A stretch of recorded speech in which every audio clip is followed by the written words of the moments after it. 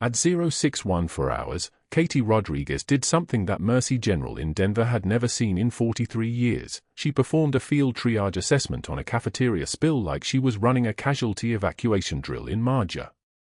The apple juice had spattered across the tile in arterial patterns, and she was down on one knee, grid mapping the dispersal with her eyes before anyone even grabbed a mop. The fluorescent lights hummed above her, that particular hospital frequency that never stops, and her hands moved in systematic sweeps, left to right, perpendicular, clockwise, cataloging the scene with the precision of someone trained to identify threats in chaos. A resident watched from the doorway, coffee cup frozen halfway to his mouth. Katie stood, grabbed the mop from maintenance, and moved on. No one said anything. She'd clocked her third week at Mercy General, and the cardiac wing was starting to feel less like a new assignment and more like a place where people were already trying to figure out who she was. The scrubs she wore today were regulation blue, crisp and unmarked, but they concealed what 30 years of living had written across her body. Her left shoulder blade carried a puckered scar tissue the shape of a spent shell casing, legacy of Marjah, where she'd pulled wounded operators through ambush fire with blood on her hands and someone else's name on her orders. She didn't think about that scar anymore. It was just geography on her skin, like a mileage marker on a road she wasn't supposed to travel back down. In her locker, behind the spare shoes and the regulation compression stockings, sat a pair of worn combat boots. Desert tan leather, cracked from Afghan sand, laces threaded through eyelets she'd learned to tie in darkness. She touched them each shift the way other people touch photographs or religious medals. Not for luck. For memory. For the person she'd been before she became the woman clocking into the cardiac wing of a Denver hospital under a name that was real but not the one that mattered. The third week had the peculiar quality of being visible but not yet established. She wasn't the new girl anymore, she was the girl who was still new. People knew her face but not her story, which was precisely how it needed to stay. Her handler, the older woman who met her at a coffee shop on Spee Boulevard twice a month, had been explicit: your nursing credentials are cover. Marcus Webb is the patient. The weapons diversion case runs through his visitor logs. You document, you observe, you report. Anything else is operational noise. You blow this cover, the mission fails, the case goes dark, and men responsible for moving 500,000 in military-grade electronics walk free. Katie had nodded, black coffee untouched on the table between them. Her handler never used her real name in public, and Katie had stopped expecting her to. That was the job. That was always the job. Room for 47 was in the cardiac wing, 3 doors down from the nursing station, and Marcus Webb was 3 days post-surgical repair of a type A aortic dissection. A knife had parted his ascending aorta, and the surgeons had stitched him back together with human precision that bordered on miracle work. He was stable now, which was the medical word for still breathing but watching the door like someone expecting bad news wearing a suit. The visitors who'd come to see him in the first 72 hours had been unusual for a contractor recovering from emergency surgery. No family. No flowers. Men who sat in the chair beside his bed without speaking for 40 minutes, then left. Katie had documented everything in her notes exactly as her handler had instructed: names when available, times, duration, body language, items exchanged. Webb didn't know he was the reason she was there. The cardiac wing didn't know it either.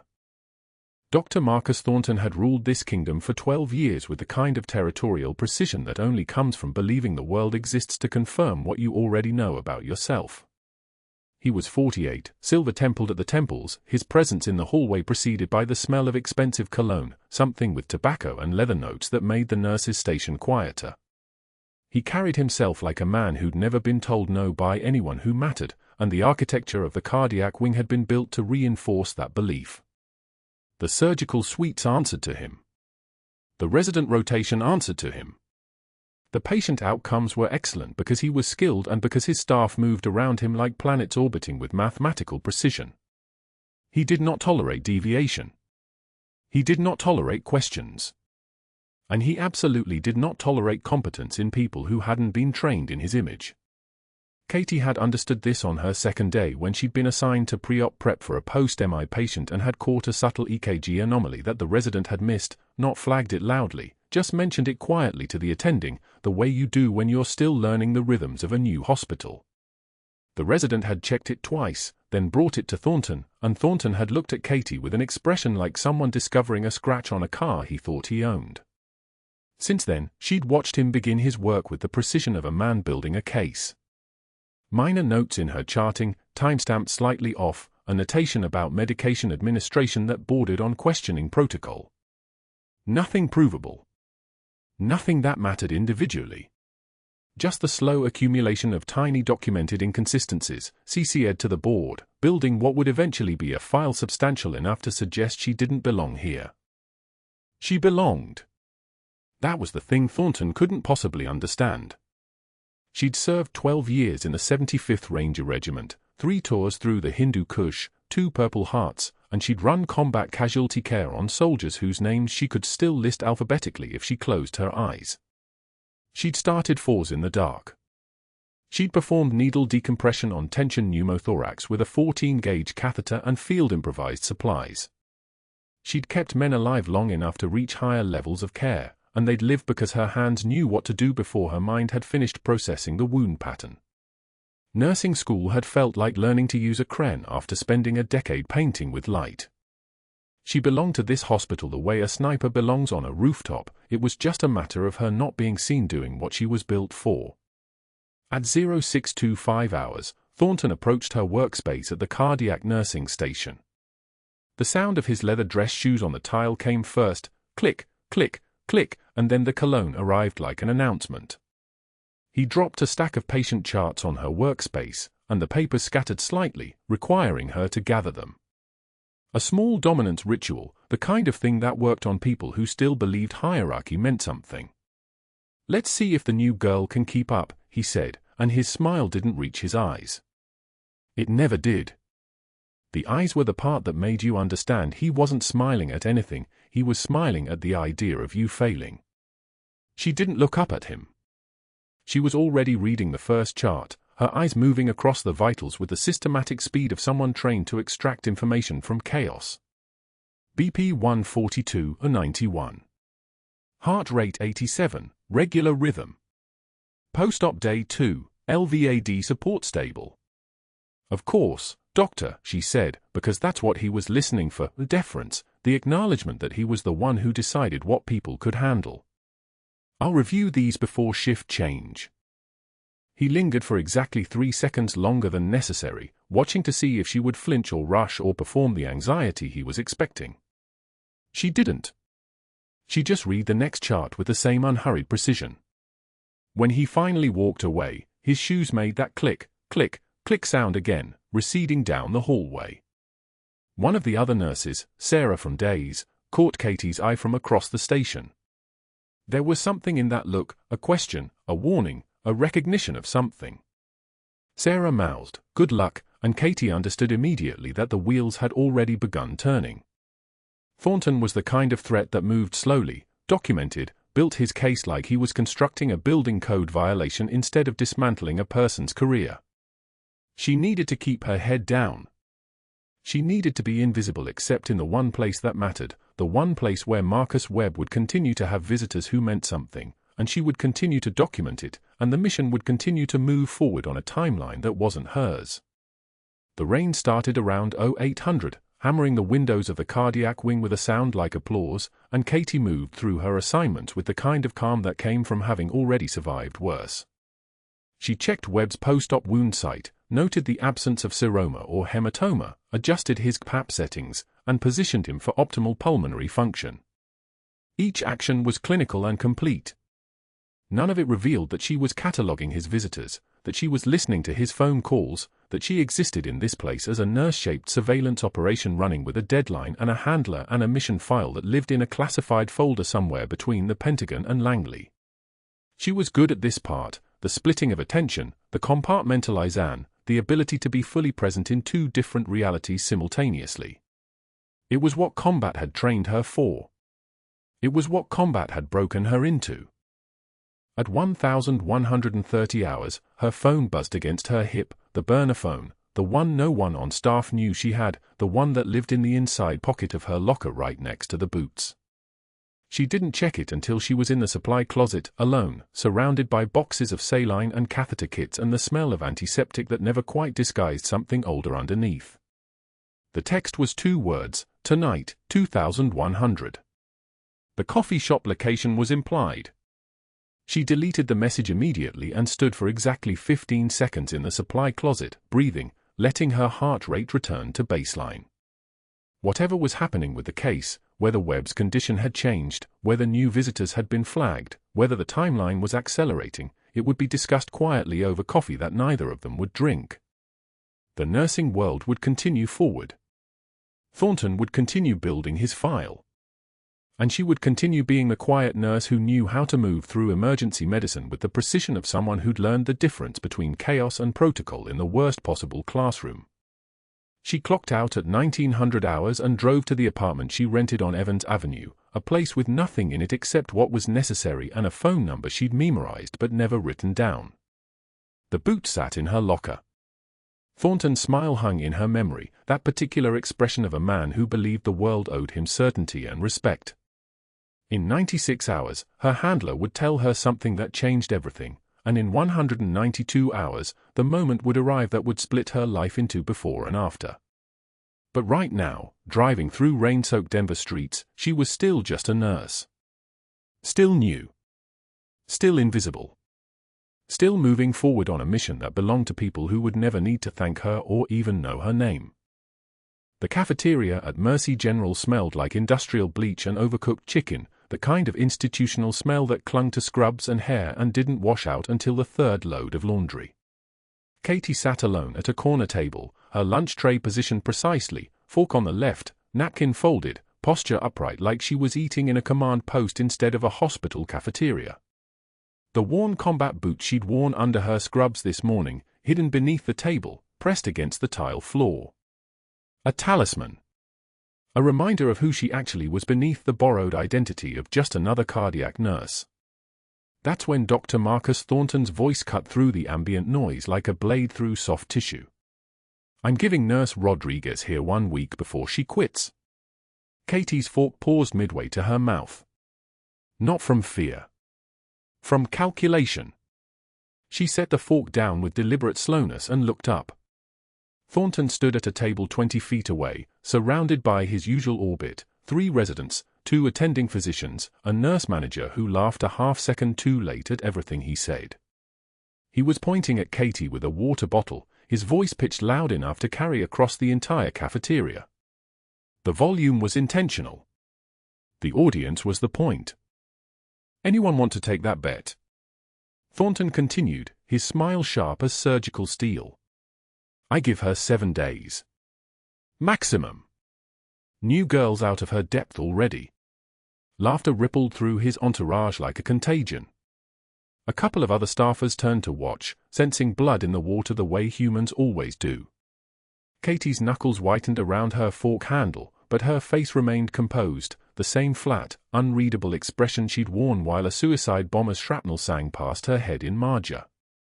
She returned to her pasta, fork moving steadily, mechanically, as though Thornton were background noise, the hum of a ventilator, meaningless and beneath acknowledgement.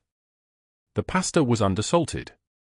Thornton watched her for 3 more seconds, his smile faltering slightly at the complete absence of reaction. A predator expecting prey to bolt. Instead, the prey kept eating.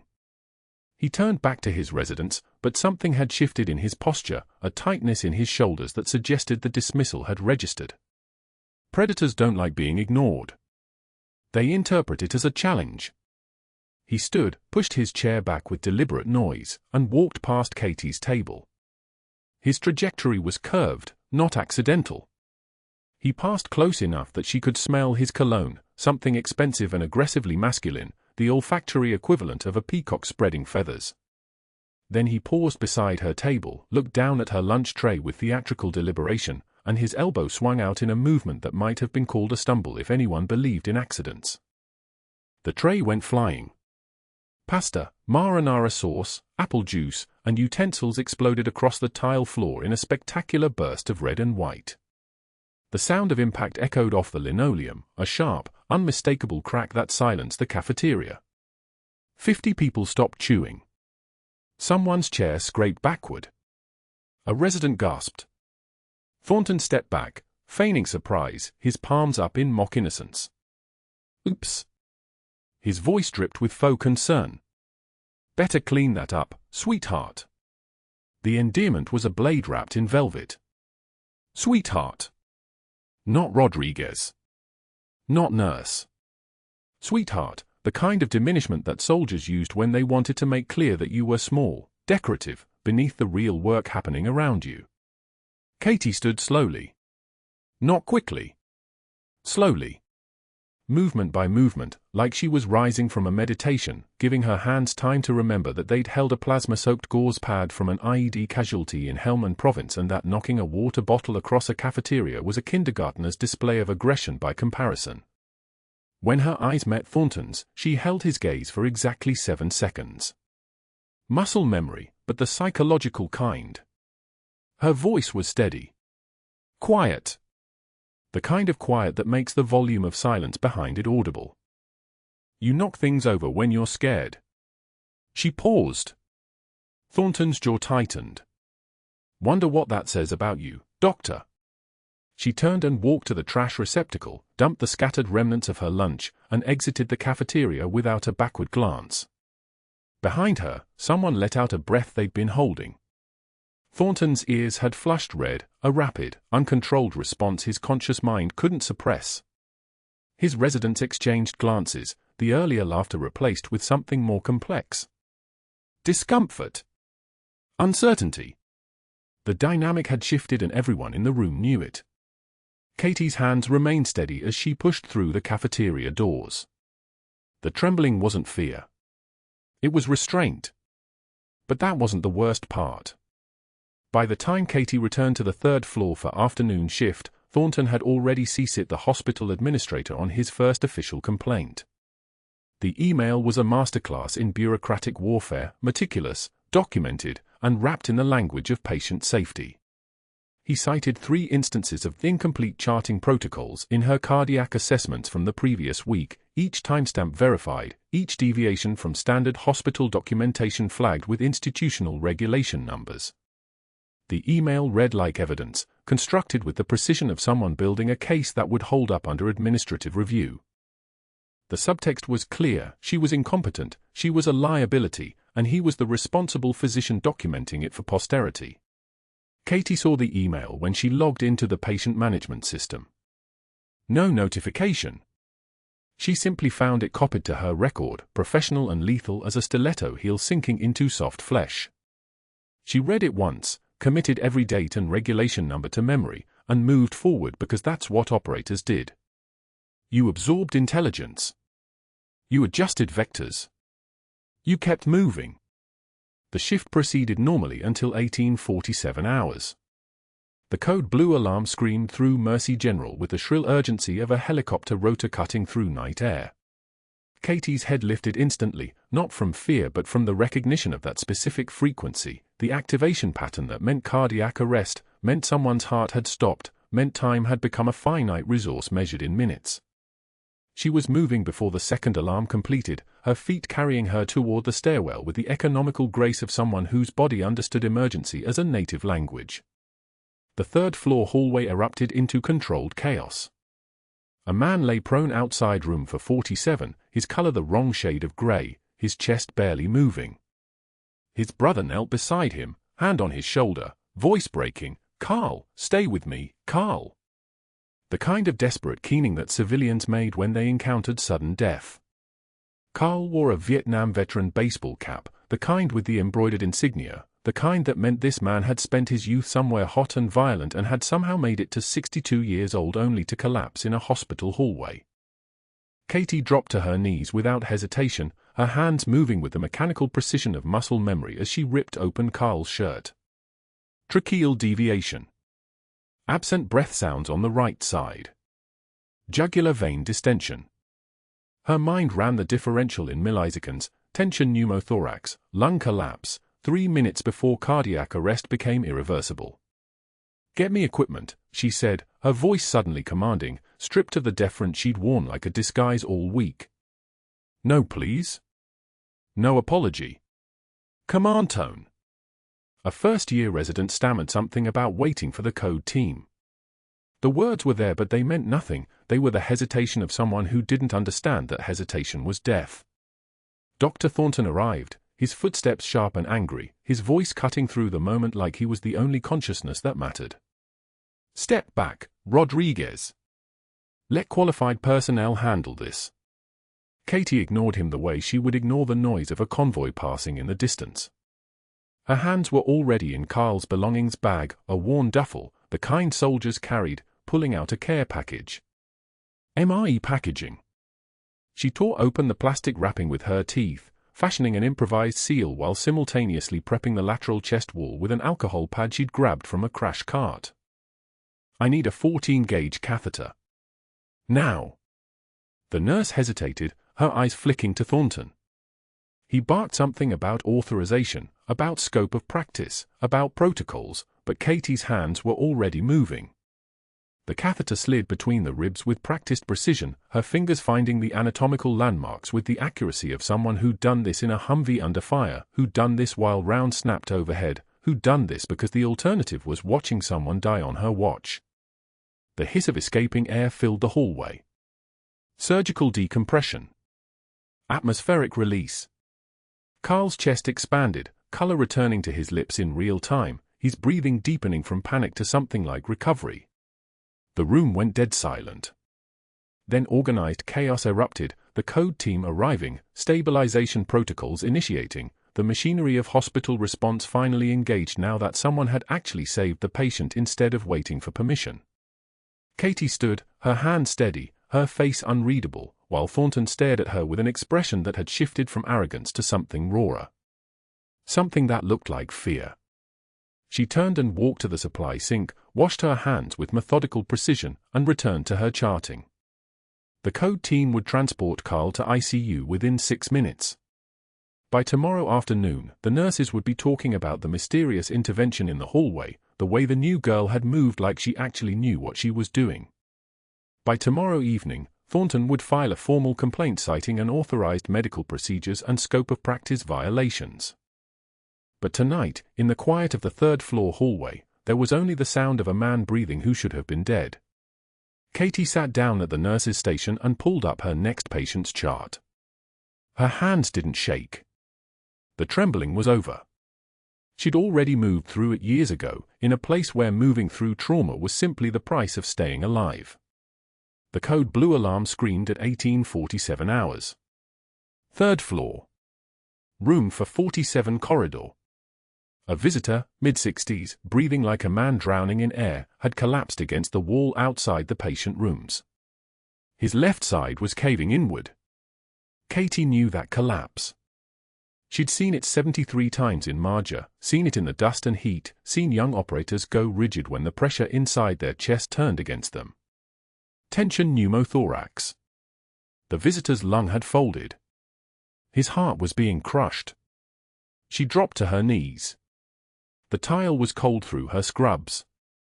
His brother rushed from the room, screaming for help, but Katie was already moving.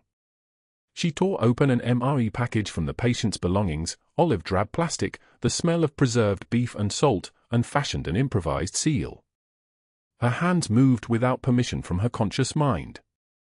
Muscle memory. The kind that lives in bone and doesn't ask questions. She found the needle, a 14-gauge catheter, cold and sterile between her fingers. Second intercostal space. Midclavicular line. The needle slid through skin and fascia with a whisper. The hiss of air escaping sounded like a tire deflating on a desert road. Oxygen saturation climbed.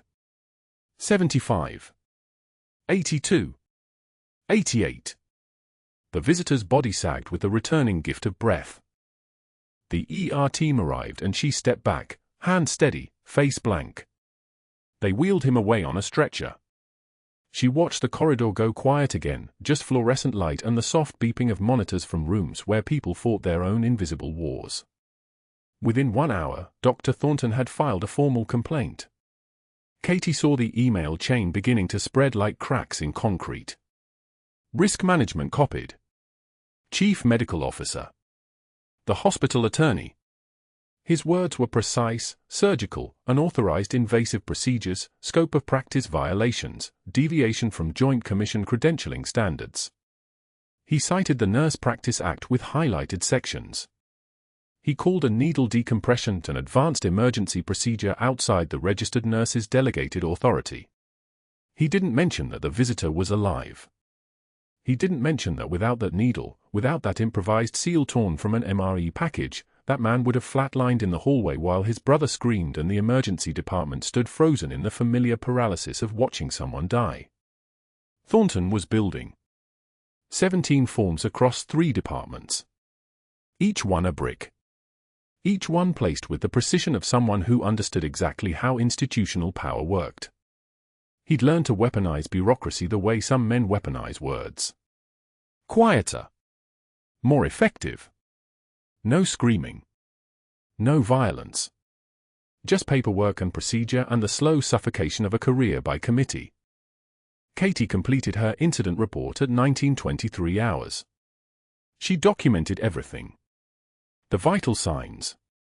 The procedure. The patient outcome. She knew every word would become evidence against her. Thornton would read it and highlight it and quote it back at her through administrators who weren't brave enough to ask questions. At 2,100 hours, Joel Chen's office smelled like old coffee and the kind of exhaustion that comes from making decisions that hurt people. Chen was the hospital administrator, a man with tired eyes and a wedding ring he kept twisting. He slid papers across his desk like he was dealing cards in a game nobody wanted to play. Dr. Thornton has documented multiple protocol violations, Chen said. His voice was soft. That made it worse. I don't have a choice here, Katie. Your clinical judgment may have been sound, but the liability exposure. He's alive, Katie said. What? The patient. He's alive because of that procedure. Chen's jaw tightened. He twisted the wedding ring again. I understand. But we have credentialing standards. We have regulations. If this goes to the Joint Commission, if there's litigation, he didn't finish. He didn't need to. Katie understood the mathematics of institutional fear. One dead patient becomes a lawsuit. One patient saved through unauthorized means becomes a precedent. Both are dangerous. But one is cheaper to bury. Effective immediately, Chen continued, your employment is terminated pending investigation. Security will escort you out. The words landed like rounds striking body armor. Not penetrating. Just force. Just impact. Katie's jaw tightened, but she said nothing. Silence was a weapon she'd learned to use better than most people learn to use their voices. Through the office window, she could see Dr. Thornton standing in the hallway, arms crossed over his chest like he owned the corridor. A slight smile curved his mouth. The smile of a man who understood exactly what he'd done and was satisfied with the work. Her security badge was deactivated at 2,134 hours. The card reader outside the main lobby beeped, access denied, and the sound was sharp and final. She collected her belongings box from her locker. Her scrubs. Her name badge. Her stethoscope. And at the bottom, wrapped in her jacket, a pair of worn combat boots with creases that had been walked through in places where the dust tasted like blood and diesel. The security guard, a man named Rodriguez, no relation, though Katie felt a kinship in the shared name, carried her box to the parking lot. His face was carefully neutral, which meant he'd looked at her personnel file and understood that something wasn't adding up. A new nurse didn't save lives with field medicine precision unless that nurse had been something else first. I'm sorry, he said at her car. Katie took the box. It felt light. Everything worth keeping was invisible. Not your fault. She sat in the parking lot for 12 minutes, engine off, rain beginning to hammer the windshield like applause from a crowd that wanted an encore. Her phone buzzed twice. Her handler. Status? Status? She couldn't respond. Her cover was intact but her operation was evaporating. She was supposed to be watching Marcus Webb in room for 47, documenting his conversations, tracking the weapons diversion that had started in Kandahar and ended in the hands of a private contractor. That was her mission. That was why the CIA had buried her identity under nursing credentials and moved her to Denver like a chess piece. But the board of directors at Mercy General had decided she was too expensive to protect. 8-year-old Emma was waiting at home, asking why Mommy was home early, voice small and confused in a way that broke something that had been carefully braced for 13 years. Katie sat at the kitchen table. Rain hammered the windows. She had no answer that wouldn't expose everything. No lie that would hold. So she held her daughter and said nothing, which was what she'd been trained to do. Say nothing. Hold the line. Wait for extraction. She didn't know that extraction was already coming. She didn't know that the patient she'd saved, the veteran with the tension pneumothorax, was waking up in the ICU at that very moment, oxygen saturation holding steady, heart rhythm returning to something that resembled normal. She didn't know his name was Carl Brennan. She didn't know he'd spent 12 years with the 160th Special Operations Aviation Regiment, flying Night Stalker helicopters into mountains that had no names on any map. She didn't know that when he opened his eyes and saw her in the hallway outside his room, collecting the last of her things, he'd whisper a single word through the glass that would change everything. Reaper. That was the call sign she'd earned in Marjah. The one she'd carried through 73 medevacs. The one that meant she could move through chaos and extract the dead before they were actually dead. The one that meant if you were bleeding out in a convoy ambush, there was someone coming who wouldn't stop until you were breathing again. But Katie didn't hear it yet. She was loading her car. Thornton was standing in the lobby window, still smiling. The rain fell harder. And somewhere in the hospital, a chaplain, a former Army Ranger named Holloway, was walking past the ICU and hearing a veteran whisper a name that meant something very specific to people who'd operated in places the rest of the world forgot. What happened next didn't just end Dr. Thornton's career. It brought the Pentagon to Mercy General in Denver on a helicopter ride that would take exactly 18 minutes from Joint Base Andrews. The security guard didn't meet her eyes as he handed Katie the cardboard box. Her name written in blue marker on the side, already outdated. 2:34 p.m. on a Tuesday afternoon, and 3 weeks of employment sealed in one vessel that weighed almost nothing. She carried it out past the cardiac wing, past the nurses' station where colleagues suddenly found reasons to study their screens, past the waiting room where a family held hands around a magazine nobody was reading. The fluorescent lights buzzed overhead like insects trapped in glass. She didn't stop. She didn't look back. The drive home consumed 18 minutes. Rain had begun falling, soft at first, then harder, until the wipers moved like metronomes counting down to something. Katie's burner phone, the one that connected directly to her handler, sat on the passenger seat beside the box, buzzing every 90 seconds. 3 messages. 4. 7. She didn't read them. Couldn't read them. Not while driving. Not while the operation was still classified and her extraction hadn't been authorized and everything she'd been instructed to document about Marcus Webb's associates was now compromised because she'd been terminated, because Dr. Thornton had weaponized bureaucracy with the precision of a tactical strike. The mission parameters were clear: compartmentalize and never explain. Never break cover. Never let the operational reality bleed into civilian life. Katie gripped the steering wheel tighter. The rain hammered against the windshield. She'd been at Mercy General for 21 days tracking financial anomalies connected to a weapons diversion investigation, embedded so deep in ordinary hospital routine that nobody thought to look twice. Nurse Rodriguez. Competent. Quiet. The kind of person you pass in a hallway without remembering her face. That was the point. That was always the point. 73 combat medevacs in Marjah had taught her how to move through chaos without being seen, how to assess threats in 3 seconds, how to keep her hand steady when everything around her was fracturing. Those same skills translated to a Denver hospital. Different uniform. Same operational mindset. Until Dr. Thornton decided that her competence was a threat to his hierarchy, that her refusal to defer was an insult that required systematic destruction, that 17 documented policy breaches constituted grounds for immediate dismissal. She pulled into the driveway at 2:47 p.m. The house was a small two-bedroom rental, the kind of place designed for temporary assignments. Beige walls. Neutral furniture.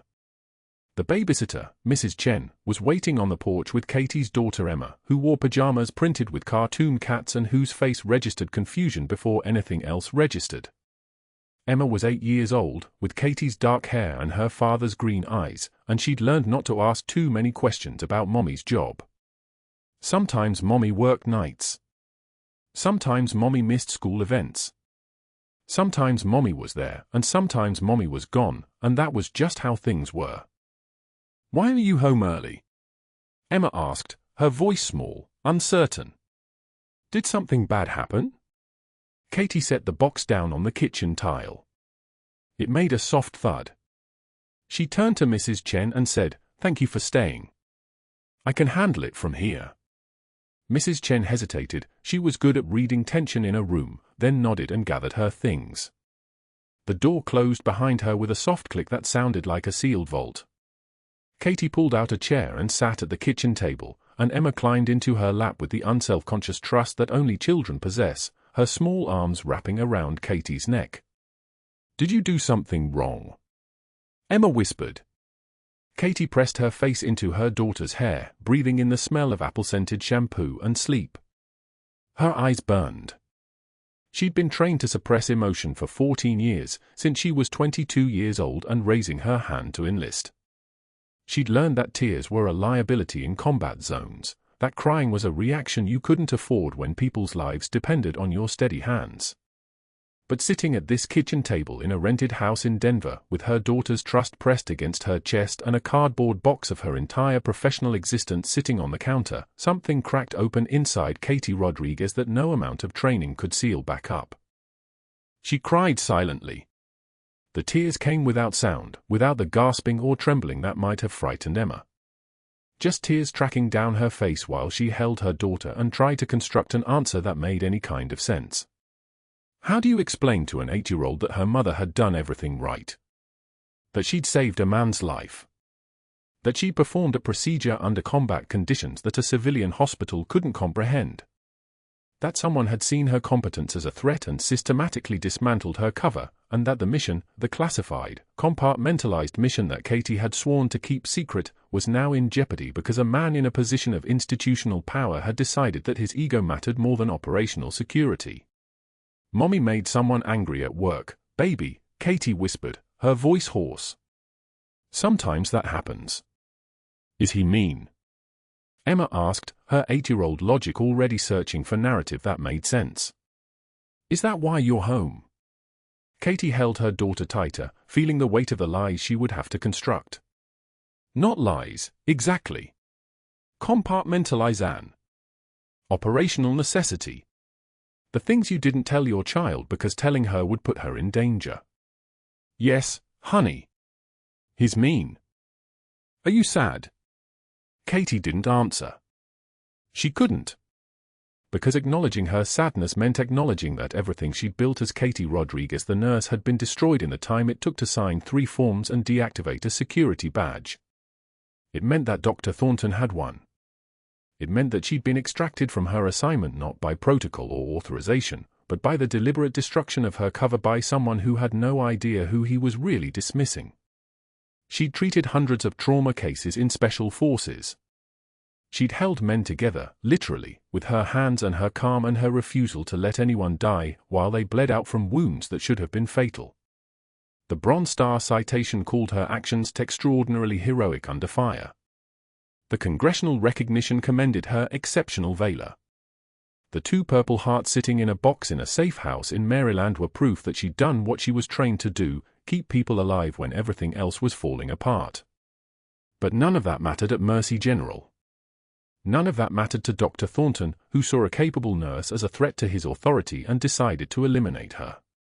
None of that mattered when you were 8 years old and your mother came home with a box of belongings and no explanation that made sense. "I did everything right," Katie whispered into Emma's hair. "I promise you, baby.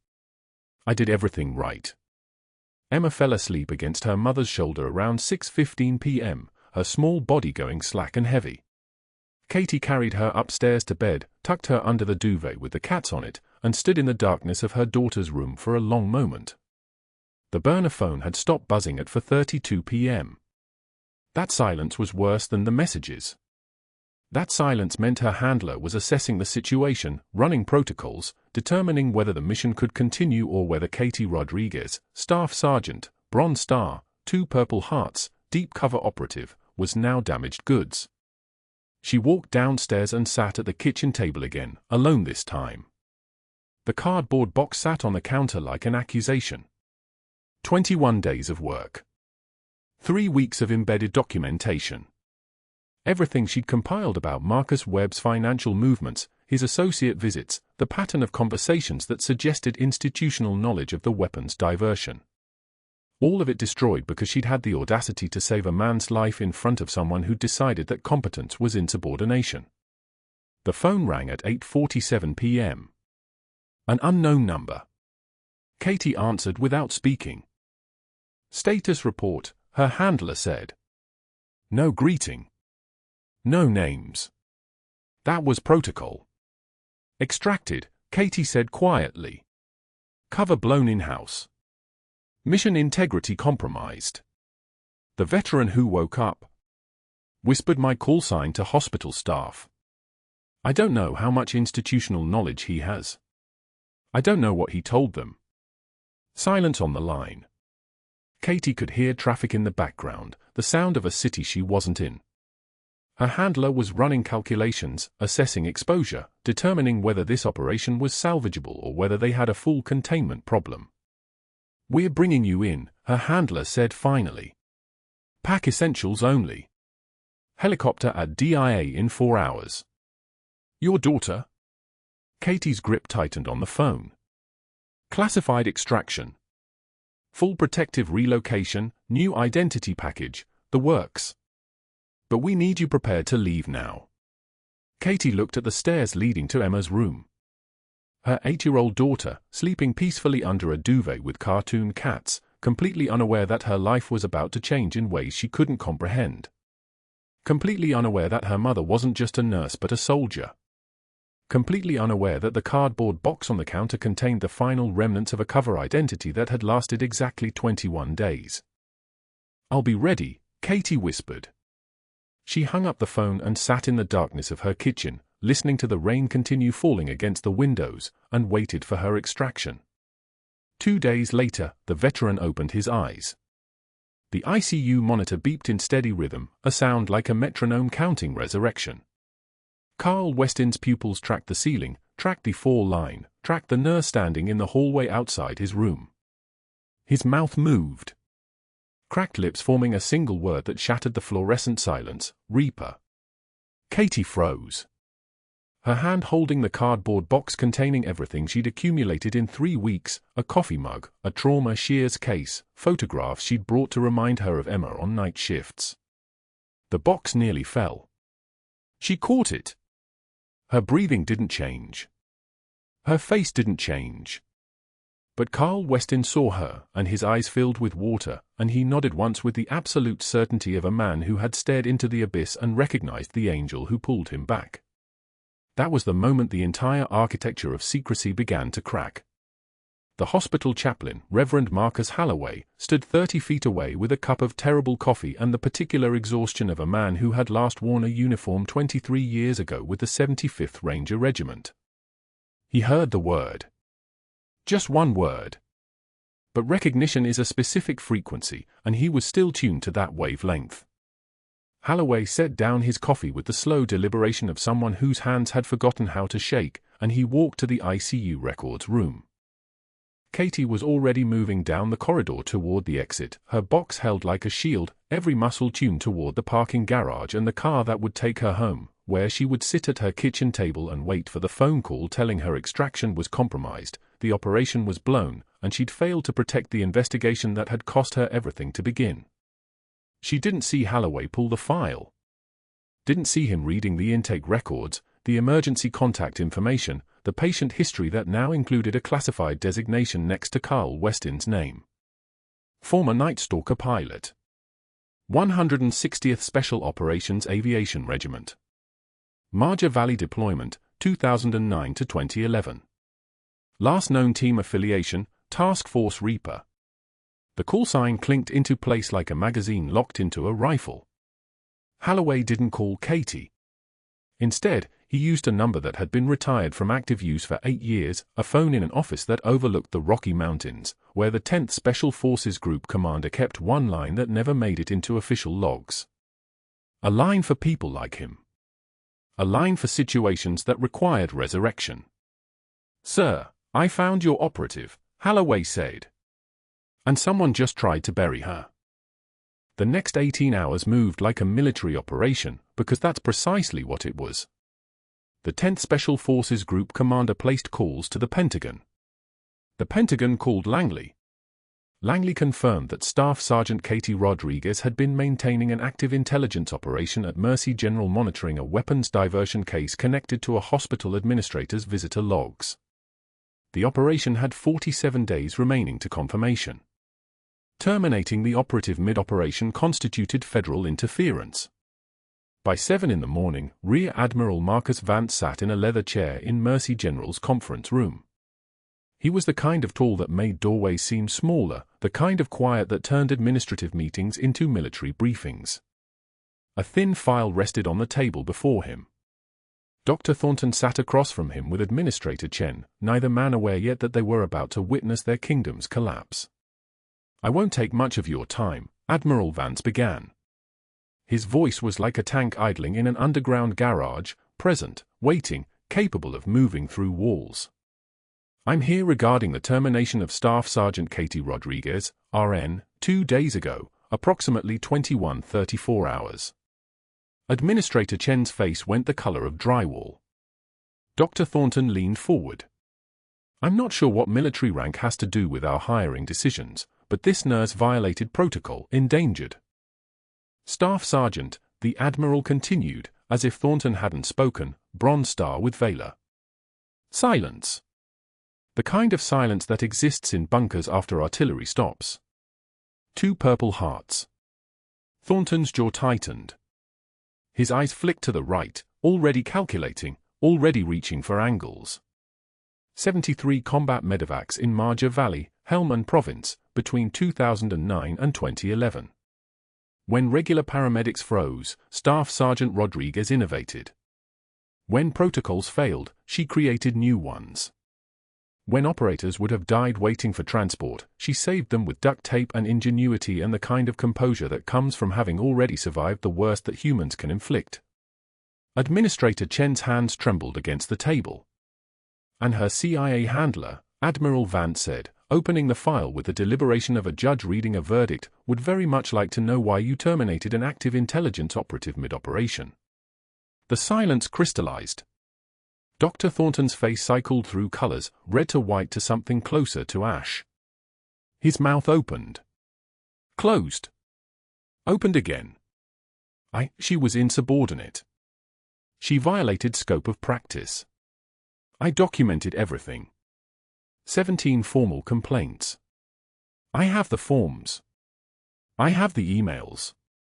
She refused to accept the proper hierarchy and you had a nurse who could perform emergency field medicine that exceeds civilian paramedic certification by significant margins, Admiral Vance said, and you were so threatened by her refusal to bow to your authority that you built a bureaucratic case to remove her. That same nurse's intervention saved the life of Marine aviator Carl Westin, who would have died in your hallway within 4 minutes if she hadn't acted immediately. Administrator Chen stood. His chair scraped backward with the sound of institutional power cracking apart. "Marcus. The complaints. Tell me you didn't, tell me you weren't interfering with." "I was enforcing protocol." Thornton's voice had become something smaller. Something desperate. "I was protecting the hospital. She was a liability. I don't care what military background she has. Here, she's just a nurse, and she was acting outside her authority." Katie's voice cut through the conference room like a scalpel. "I didn't defer to you. That's what this was always about." No one had heard her come through the door. She stood in the frame, still wearing her cardboard box like a shield, her eyes flat and cold as a sniper scope. Admiral Vance didn't flinch. He'd briefed her on the walk from the ICU, had explained the extraction that was no longer necessary, the operation that was now secured by federal intervention instead of field intelligence. The Marine Corps is reviewing your handling of Mr. Weston's care, Vance continued, not looking away from Thornton. Had Staff Sergeant Rodriguez followed your order to step back, that patient would have died. Instead, he woke up asking for her by her call sign. That tells me everything I need to know about her judgment versus yours. Administrator Chen sat down very slowly. Marcus, your privileges are revoked effective immediately. You're suspended pending investigation. Security will escort you from the building. The security guard appeared in the doorway as if summoned by the utterance of his title. It was the same guard who'd handed Katie her belongings box 2 days ago with the professional sympathy of someone who understood that hospitals could be as brutal as any battlefield. This time, he held an identical cardboard box. His expression was professionally neutral, but his eyes gleamed with the unmistakable satisfaction of justice served through institutional channels. Dr. Thornton, he said, his voice gentle, I believe you know the way out. Thornton stood. His hands shook as he took the box. He looked at Katie, searching for something in her expression, maybe recognition, maybe mercy. He found nothing but the cold gaze of someone who had learned composure in places where weakness meant death. His face cycled through disbelief, rage, humiliation, and finally something that looked like understanding. He had challenged someone stronger, and the entire apparatus of the world had rearranged itself to reflect that reality. He walked toward the door.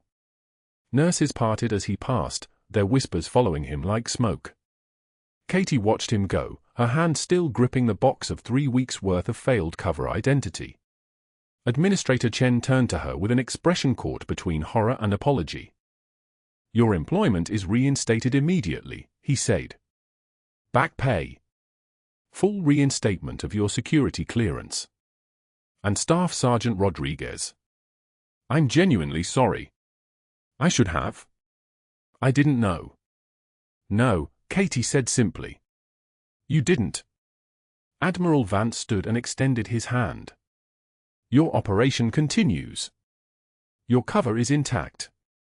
Carl Weston is being briefed that you saved his life due to advanced combat medical training. That story stands and it's true. You have 43 days remaining to secure the intelligence you need. After that, you can decide if you want to stay at Mercy General or return to active duty. Katie shook his hand. Her grip was steady. It had always been steady. 6 months later, Katie walked the cardiac wing at Mercy General in fresh scrubs, her badge reading K. Rodriguez, RN, Special Projects. The intelligence operation had concluded successfully. Marcus Webb's visitor logs provided the evidence needed for 3 federal indictments in the weapons diversion case. Emma visited her after school, bouncing through the nurse's station with cookies she'd baked, hugging her mom while staff smiled and waved. The pair of worn combat boots still sat in Katie's locker, but now a framed Bronze Star citation hung beside them, presented by Admiral Vance in a formal ceremony attended by Mercy General's entire nursing staff. Carl Weston visited monthly, always calling her Reaper with the gratitude of a man who understood that legends walk among us in scrubs, pulling wisdom from the worst humanity has to offer and transforming it into grace. The hospital implemented new protocols recognizing specialized military medical training in credentialing reviews. Katie helped write them, her composure and expertise finally acknowledged in institutional language that couldn't deny her authority. Across Denver, in a windowless community college classroom that smelled of stale coffee and industrial cleaner, Dr. Marcus Thornton taught CPR certification to board students for $18 an hour. His medical license remained suspended pending federal review. His colleagues didn't return calls. His kingdom had collapsed into plastic mannequins and teenagers scrolling phones while he demonstrated chest compressions on torsos that had never been alive, never bled, never whispered a soldier's call sign in gratitude. He saw Katie's face sometimes in those mannequins, that cold, flat stare boring into him. He remembered her voice cutting through the cafeteria, you throw things when you're scared. Wonder what that says about you. He understood now that she had never been afraid of him. She had simply been working, protecting something larger than his ego, operating in a world he'd never comprehended. At Mercy General, Katie finished her shift and took Emma's hand. They walked past the cafeteria where Dr. Thornton had once held court, where his authority had seemed unshakable. A new resident approached her, curious about the deployment, about Marjah, about what it felt like to pull operators from burning homes and save them with innovation and will. Katie considered the question. She thought of operators whose names she couldn't speak, of Emma at the kitchen table asking why Mommy was home early, of worn boots and second chances and the particular power of composure under pressure. The ones who have seen the worst often give the most, she said simply. Then she walked into the Denver evening with her daughter, her secret secure, her purpose clear, her shadow long behind her. If you've made it this far, you understand something critical. The quietest person in the room might just be holding the world together. Subscribe for more stories of hidden heroes, people whose identities are classified but whose impact is undeniable. Like this video if you believe that true strength isn't about titles or authority, it's about what you do when no one's watching. Comment below, what would you have done in Katie's position? And share this story with someone who needs to know that heroes walk among us in places we'd never expect to find them.